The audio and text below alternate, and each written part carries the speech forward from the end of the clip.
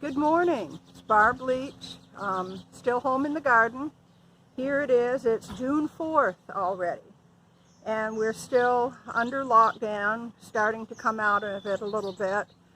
I wanted to continue this series. My power went out. I'm all puffy. It's 86 degrees in my house and miserable. You can hear lawnmowers behind me, I am sure, because everyone in the neighborhood is trying to be outside where there's at least some air movement because our transformer blew up the hill.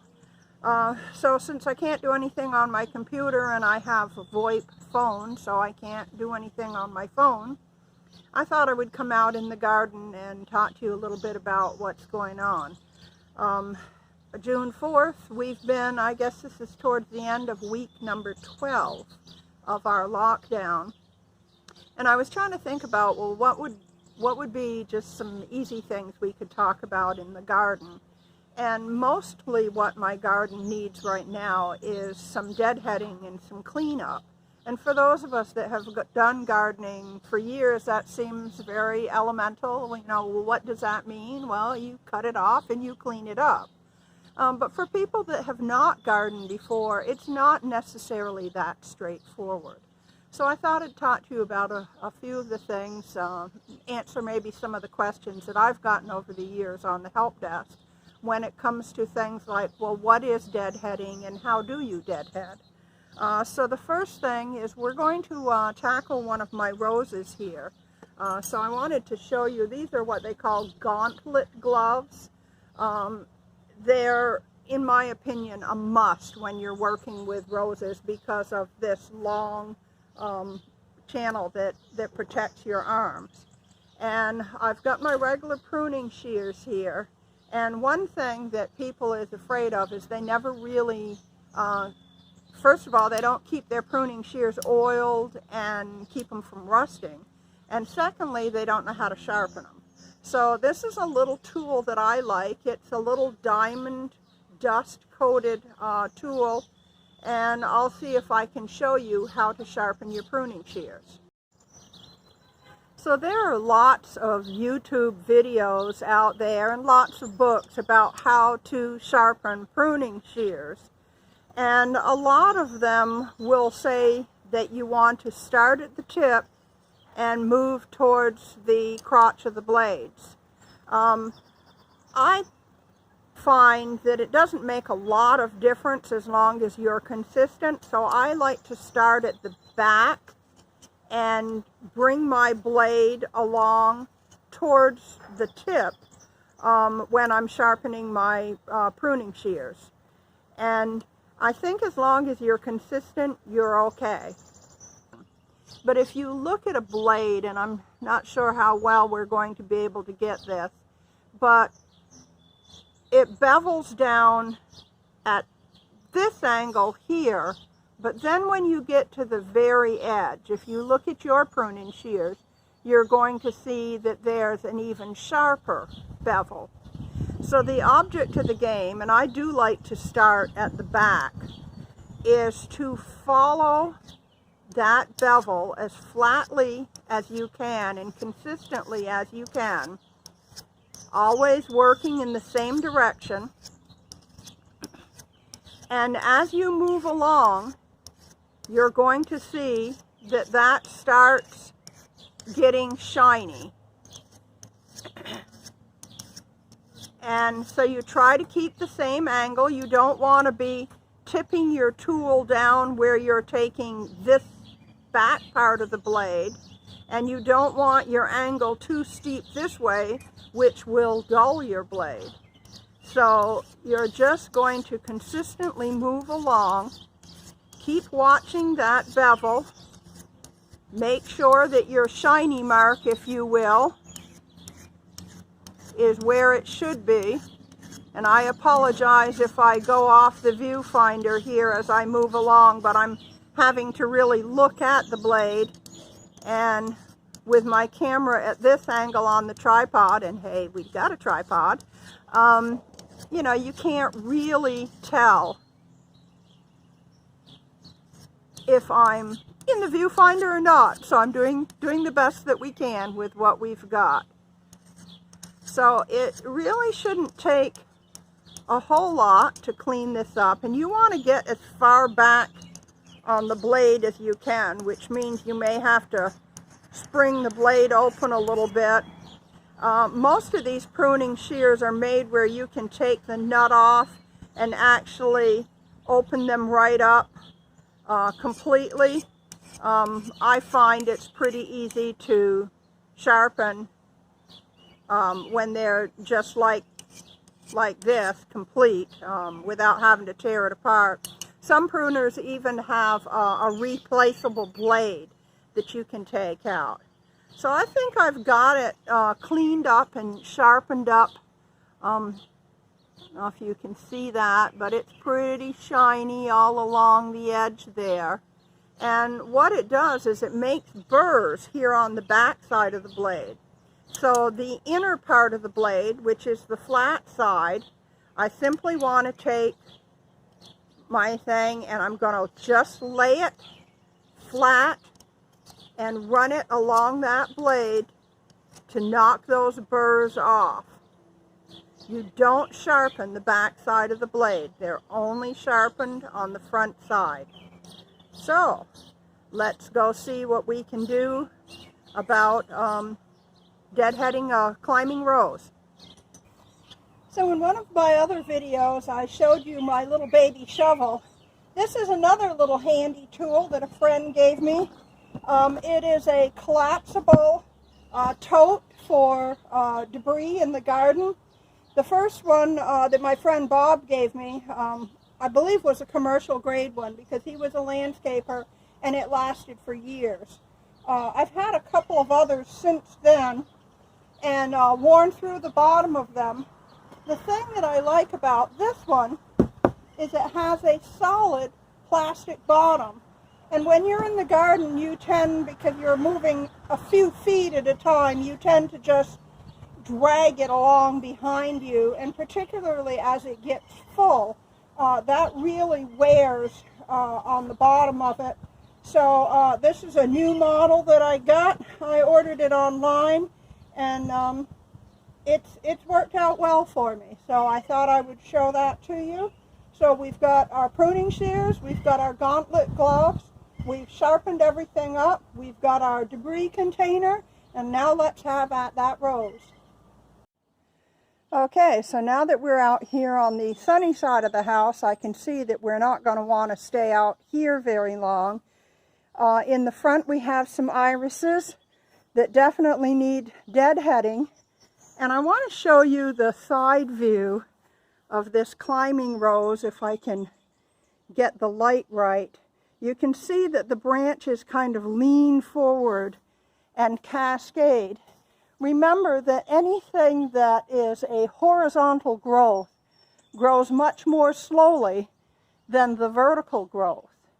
And so your goal when you're pruning and training climbing roses is to have some horizontal cascading branches that will grow more slowly and bear the bulk of the flowers.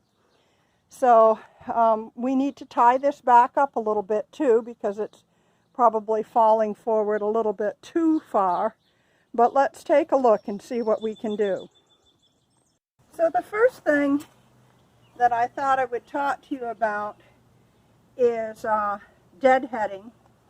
This is an iris that we're looking at, and these things here are what they call scapes or flower scapes, which is nothing but the circular stem as compared to the flat fronds of the leaves.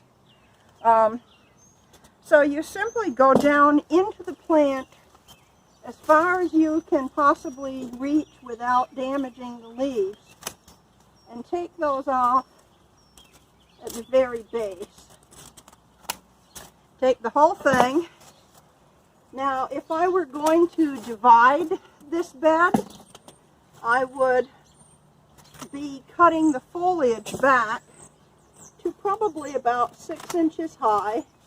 Go ahead and take my divisions and reset them.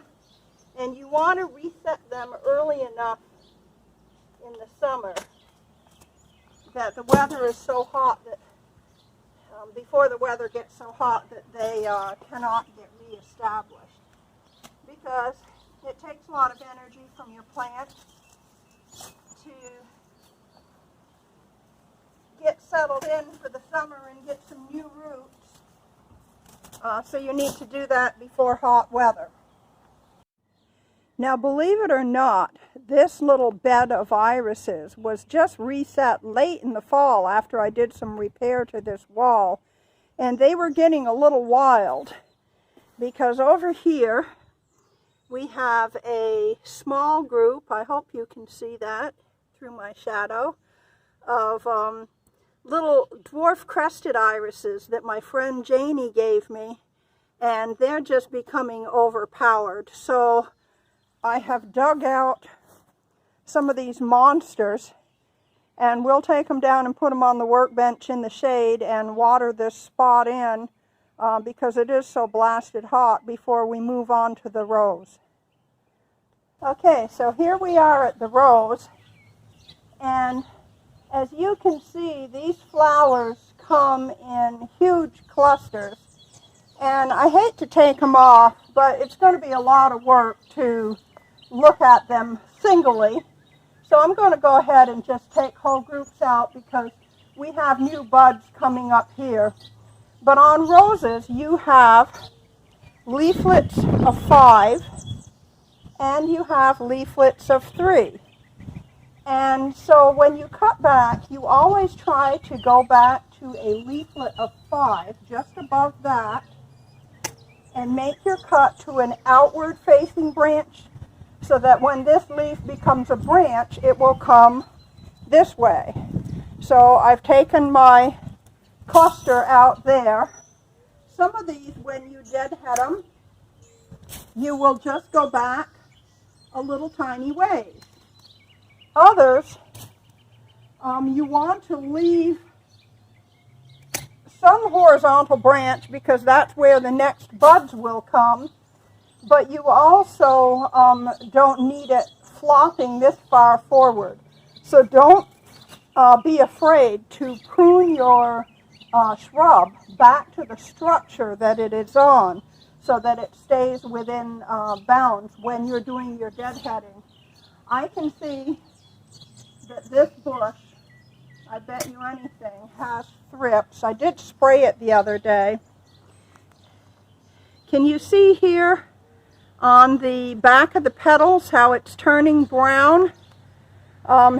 If I really wanted to tell, I can cut one of these buds and float it in a glass of water, or preferably rubbing alcohol, and the thrips will usually, there's a spider, the thrips will usually come right up to the surface. They're difficult to control because they are so hidden in the flower. But like I said, I did spray it the other day. It needed a fungicide application anyway. So I'm just going to go ahead and take the worst of these off. I mentioned that whenever you start pruning a bush, you want to go into the base and throughout the bush and remove anything that is dead and dying. So I did start with that before I started videoing, and I went into the very base and took the dead out. So here's a nice leaflet of 5 going this direction, which is the way I want that branch to go. So I'm just taking some of the weight off this bush and encouraging it to set some more bloom. I'm going to take this piece out because it's got some black spot fungus on it, a fungal disease that is difficult to control. So we just clean the bush up a little bit and give it a little fertilizer later on. And I think she is going to go on her merry way just fine.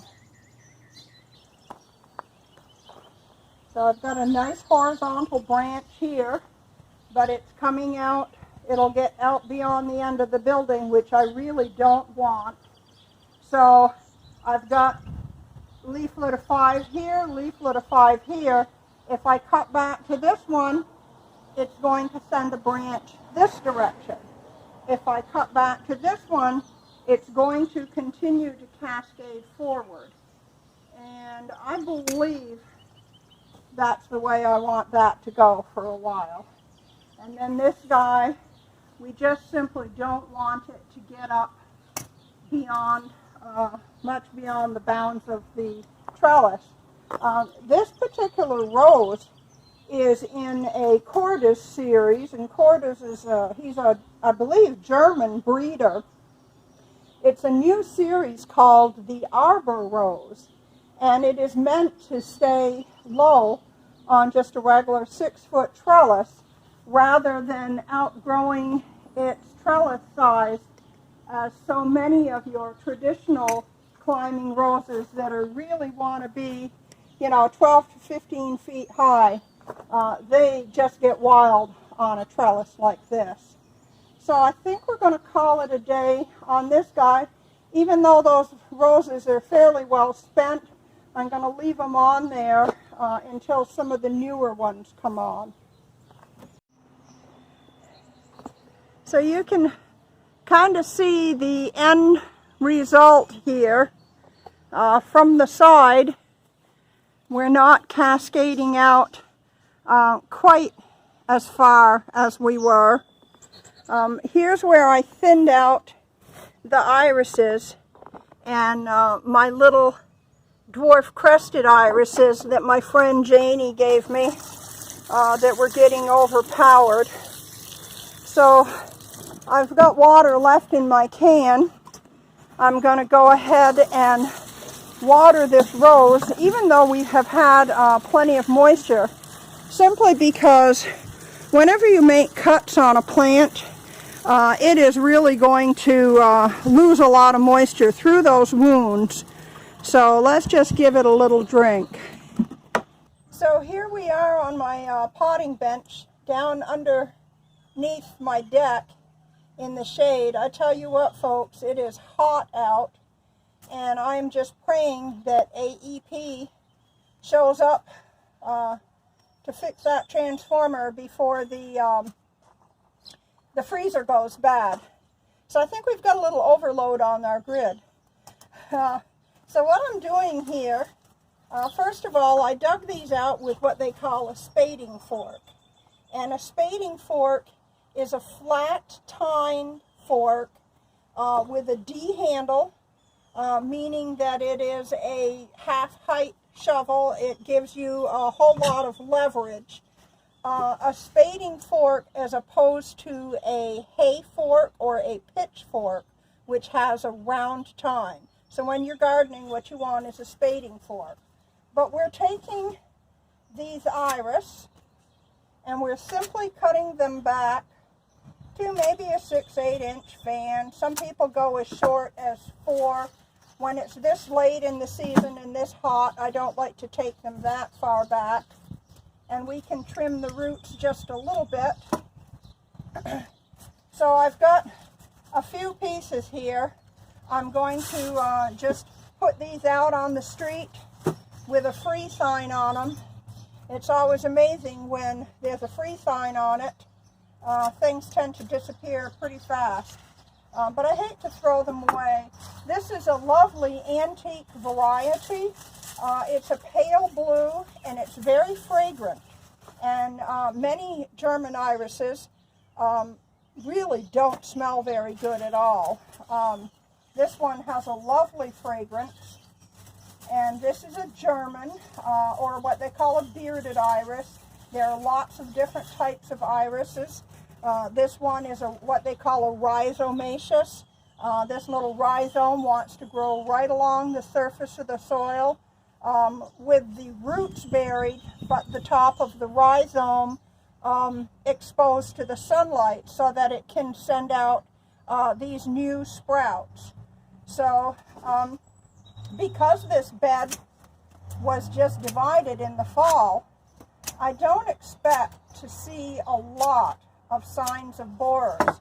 I see a little slug damage here because, boy, this has been the year of all years for slugs.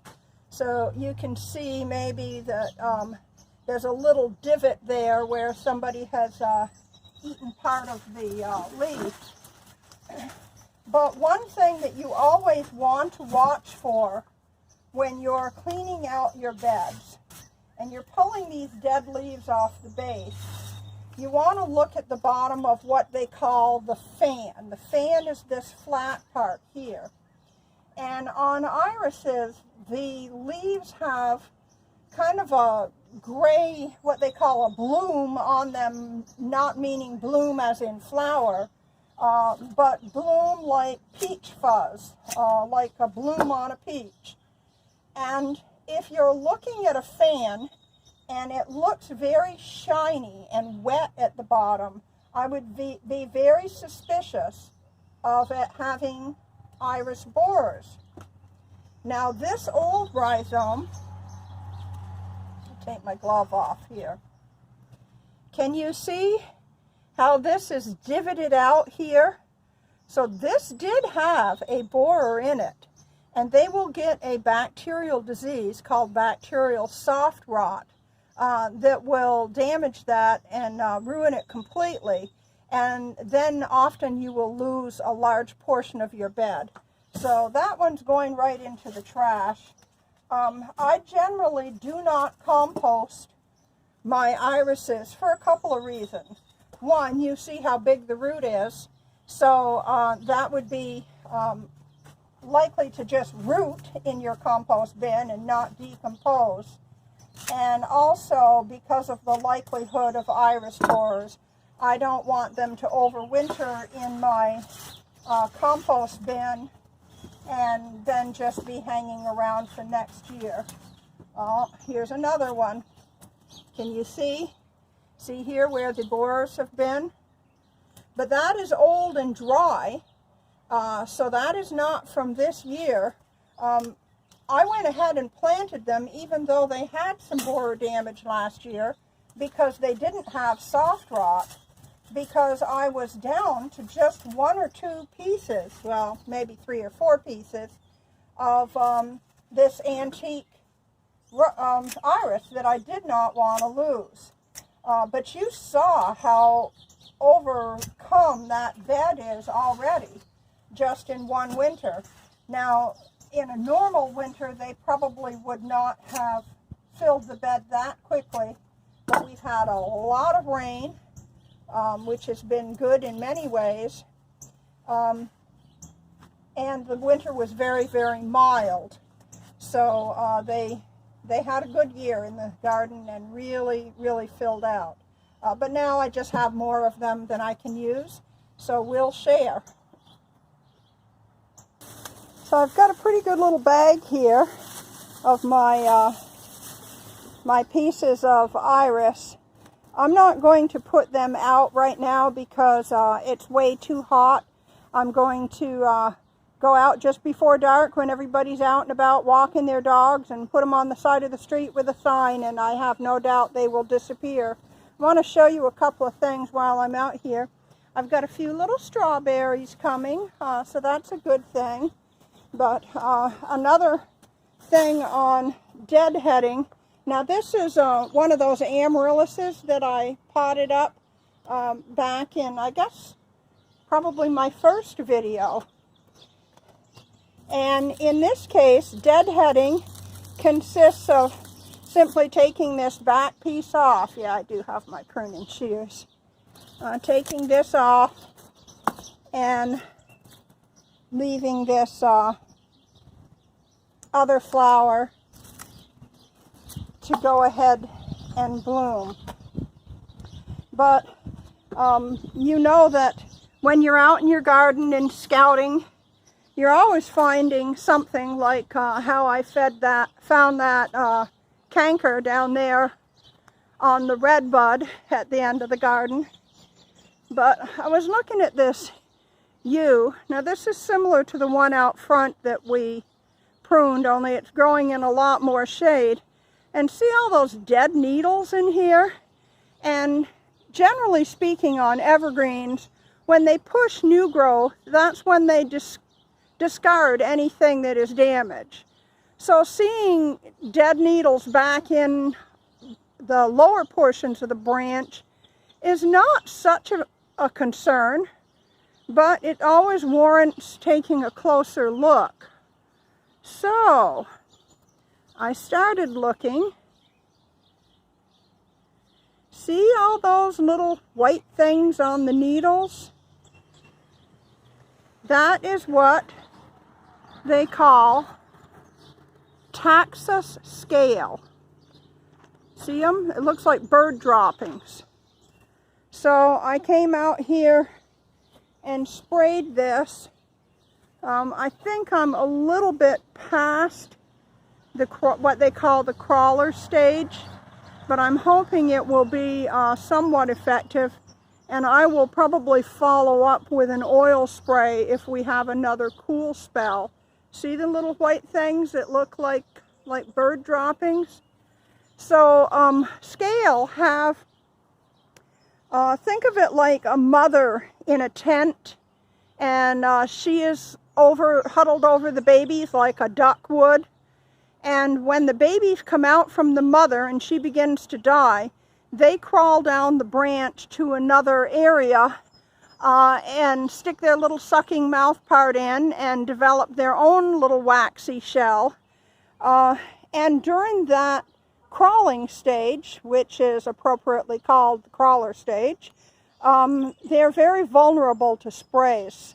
But they have very, very specific spray times. So you really need to consult a manual and find out when that time is and spray at the appropriate time. I also wanted to show you in one of my other videos, I had planted a begonia in a pot, and there she is, a young thing, kind of a strange little flower, but I think I really like it. So now, because I'm old and decrepit, I need to get myself in the house and get some water, or I will have wicked cramps. Safety first, and hydration is always something that we want to be aware of. Even though you may not feel particularly thirsty, stay on top of keeping yourself hydrated or you will regret it. I'm down in the lower garden now. This particular plant that is in bloom is a penstemon. It's one of the small flowered type. I want to say it's cultivar, maybe something like firecracker. Can't remember for sure. But if we zoom in here a little bit, we see all this spent foliage of old bulbs. And that just will yank right out of the ground pretty easily. So we're just going to kind of clean that up. I should have my glove on, but I don't. And then we have this little peony. Now this is what they call an anemone flowered peony. And because it probably will be a few days before I get out here again, even though the bloom is really not gone by, you know, strike while the iron is hot, and I am here. What I don't want to happen is a thunderstorm like is predicted for this afternoon to come and shatter this bloom so that the petals fall down onto the foliage. Because peonies get what they call peony blotch and botrytis. They're two fungal diseases. And so I've just gone ahead and taken that back to a side leaf because I don't want those shattered petals to lay on the foliage and let that disease get a foothold. So we'll just do a little general cleanup in this bed. I can't do it and hold the camera apparently at the same time. This is a miniature rose here, and you can see it has short little stems.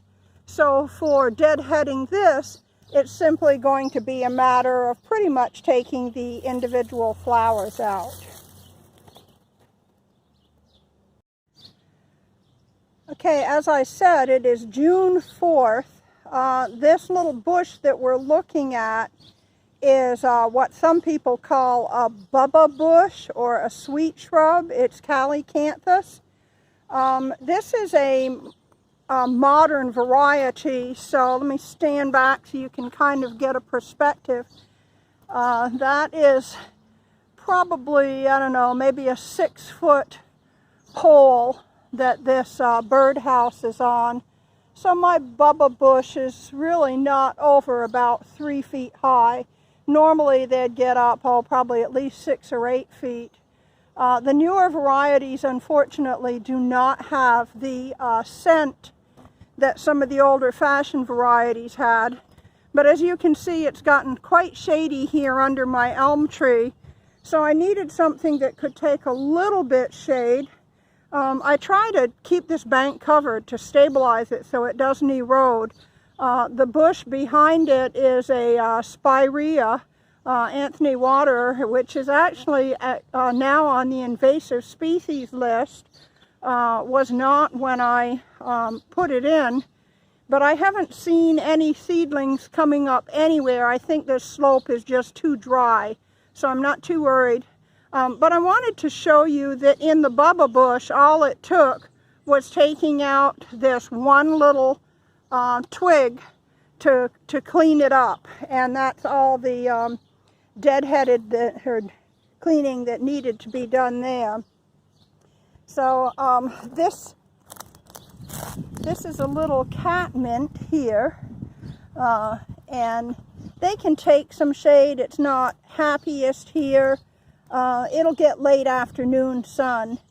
And then this is another one of those stinking hellebores like the one that we saw before. So what I'm going to do with this is simply take this big old flower head, take the whole darn thing off, or I may leave it for a while to let it go to seed, although I don't think I need more plants in this garden. So in this particular case, I will go ahead and deadhead that one. So I went ahead and deadheaded this peony, and you can see how nasty these things become and how fungus ridden. So you don't want that falling on this relatively blemish-free foliage, because, as I said, you will either end up with botrytis or peony blotch or both. This purple ground cover is called ice plant. It's a very succulent leaf, so it can take this south-facing hot, dry site. Behind it is a native shrub. It's called Itea, Henry's Garnet. We've got another one over here, and they're kind of a suckering shrub, so they create a little mat. And as I said, my goal here was to stabilize this bank.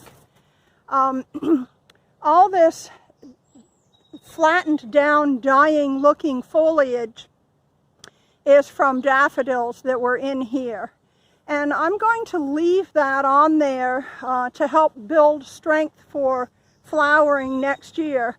But when it turns yellow, as some of those other bulbs that I pulled out later, or excuse me, earlier, it'll just come right off at the ground level, and it'll just be kind of a mulched area here. I see there's some more deadheading of hellebores.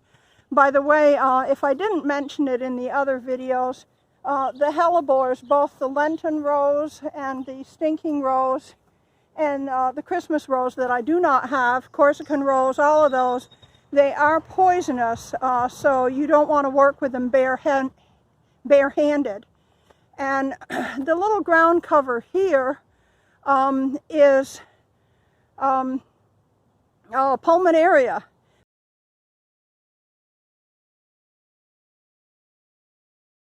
But you can see that there were some bulbs here that have died out. So I will just yank that out and clean it up so that the pulmonaria looks a little better. And then there's that Bacopa geranium, the white geranium behind it. Got just a couple of more things to show you, and then I'm going to go in. I just looked up and noticed that my dining room light was on. So yay, AEP! You've saved my food in my freezer and made my day a whole lot better. I've also got a Zoom training I need to get into. So I'll show you just a couple of more things, and then I'm going to get back in the house and get some work done. Okay, we're headed down in the lower garden. where my skinny little redbud tree was. It seems to have survived its ordeal fairly well. But I wanted to show you this plant. It's a columbine, and you can see the seed heads coming up all over it. This used to be an asparagus patch, but it just quit producing anything. I think that the tree that they cut down there may have been a walnut or something. I really have difficulty getting things to grow here. But the columbines seem happy, so I will cut some of these seed heads off and shake the seeds around. But you can see it's starting to get a little bit weedy looking already, so I don't need a whole lot more of them. So I need to deadhead to keep them from taking over. I tend to work the garden, follow the sun, and as I said, it's time for me to get inside on my Zoom, so I don't intend to spend a whole lot more time out here in the sun. I'll come down, maybe not this evening, but one evening. Oh, and this is a pomegranate. Most everything in my garden is either pink or pink and blue, and for some reason this screaming orange spoke to me, so I stuck it right in the middle of everything, breaking all the rules of landscape design, I'm sure, but it won't be the first time. So this is the wild geranium that was in one of the earlier videos, and then this little guy here is one of the new ones coming up. So they're starting to come on that I planted from bare root. So that's making me happy.